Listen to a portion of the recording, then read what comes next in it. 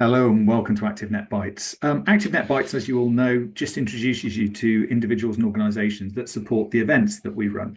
And today we're going to be joined by Ray, who's going to talk about our event, ActiveNet Paddle, which is at the Radisson Stansted on the 3rd of June. And Ray, this all started based on I think we had a game of paddle somewhere, didn't we? Was it in Slough with Risk HQ?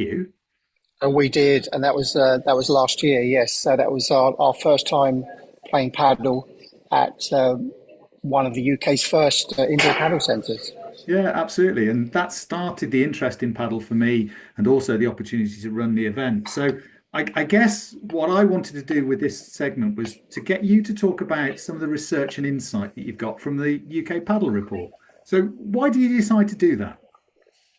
Well, I first of all, I'm a lifelong racket sports player. I've been playing racket sports pretty much all my life. Started with table tennis, then moved to tennis, and played at a reasonably high sort of county level. About 2 years ago, I discovered paddle. I've been doing, clearly, you know my work. I've been doing a lot of investigation research across the UK health and fitness industry and sports industry for the past 20 years. So I saw this as an opportunity to sort of combine my love for racket sports and a curiosity to try and understand why paddle was growing so fast across the UK after the pandemic. Okay. And I'm never sure of this because I've only just started getting involved and I've only started, as I said, played with you last year. So I've played in Europe, but how long has paddle been in the UK?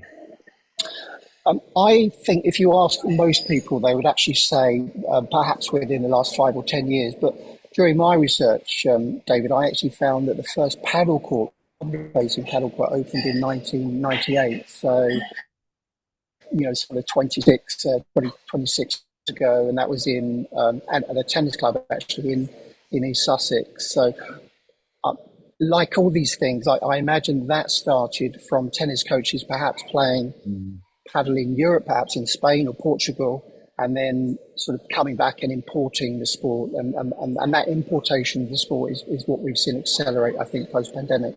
Yeah. Well, I'm really pleased you're doing this research because one of my concerns is that all we're going to do is lose squash players and tennis players to another sport. Um, have you got any insight to share with us around that type of concern? Yep. So one of the things that I've done as part of this first UK paddle investigation is I did quite a deep dive into players. So surveyed 300, managed to get back 300 returnable responses from players. There's a number of things I wanted to ask. One was a key thing around motivation, why people are playing paddle. And I was very interested in this idea of how racket sports players, David, are switching between. So are you going to have to substitute one racket sport or one other activity in order to take up paddle? Because paddle can be very time consuming. It's quite anecdotally, it's very addictive. People could be playing 3, 4 times, 5 times per week. So that might suggest that people might have to substitute something in order to embed that much activity into their lives. And I did find that there was switching behaviour going on between, sometimes switching away from tennis into paddle, but sometimes combining both tennis and paddle. Okay. And do you have any data on that you could share with us? I think you've got something on the next screen, haven't you, that just gives us a bit of insight into that? Not so much switching behaviour. I have got some details around the motivation. Okay. Because one of the key things I wanted to understand was why people are playing paddle. And so a key part of the player survey was a deep dive into motivation and psychology. So we'd actually asked a series of 30 questions, which started to tease out the reasons why people were playing along one of 5 dimensions, which hopefully you can see on the screen. So these basically sort of radiate out into whether people are doing it for intrinsic internal reasons, such as just the sense of joy and fun that they get from an activity, sense of competence that sort of talks to somebody's sort of desire to improve at something. It's around skill, and then the health benefits, and then the other bucket is more sort of extrinsic or external. So people were doing it in order to connect and make friends, or they were doing it for sort of physical appearance reasons or social status. But I kind of overwhelmingly found that people were playing paddle for just the intrinsic joy was the main reason. And I think if you ask a lot of paddle players, that word joy comes up quite a lot in research.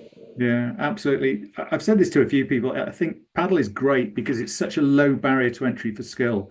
You don't have an overarm serve and all of those types of things, but it's such a high barrier to entry for cost. And I know you've done some work on sort of where the location of these spaces are and how at the minute the premium end seems to be dominating the location of courts. Is that right? Yes, sort of at a national level, clearly we have an issue with a scarcity of courts and infrastructure. We've clearly got a lot of investor sentiment, and at the moment there's an opportunity, I think, to price the sport quite high simply because there's a very high demand from players. There's too many players chasing too few courts, and that creates quite a lot of price setting. In other words, where a supplier can really set their own price, and you'll find people that are willing to pay that at the moment.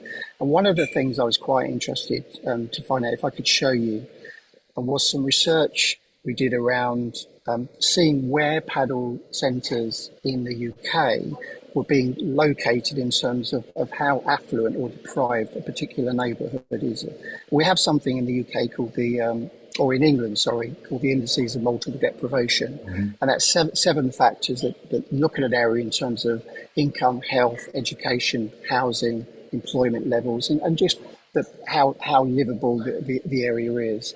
And then what we can do is then using the postcodes of existing venues, just kind of get a sense of whether paddle centres at the moment are clustering into more affluent areas versus less affluent areas. And what I found at the moment in England is that there's about a 6.5 times multiple in terms of paddle centres going at the moment into the most affluent. So that on this chart that will be actually decile 10. That's the 10th most affluent places or neighbourhoods across England.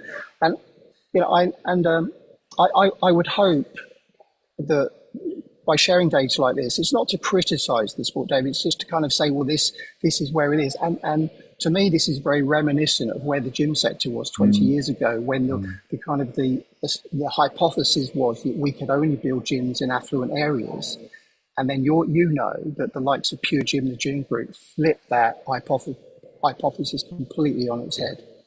Yeah, no, absolutely. And I think it's really interesting actually, because we've got a lot of local authorities wanting to come to the event, Ray. So I'm really hoping that this graph will look different after 3 or 4 years, having had an event, an opportunity to meet people and then do something about it. Because you're coming as a speaker, so you're going to share a bit more of this data as a speaker, thank you. But you're also coming as an operator, a future operator, Ray. So what's who are you working with as a future operator?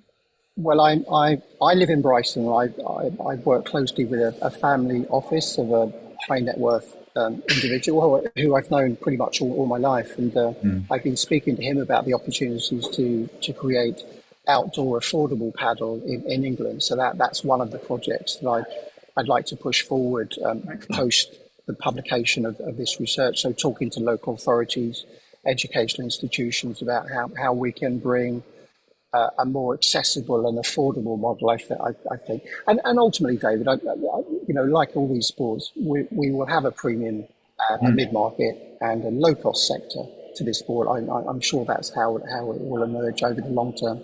Absolutely. Well, I'm really looking forward to seeing you on the 3rd of June at the Radisson Stansted. Ray, thank you so much for your time today. You take care and we will see you soon. Thanks, David. Looking forward to it.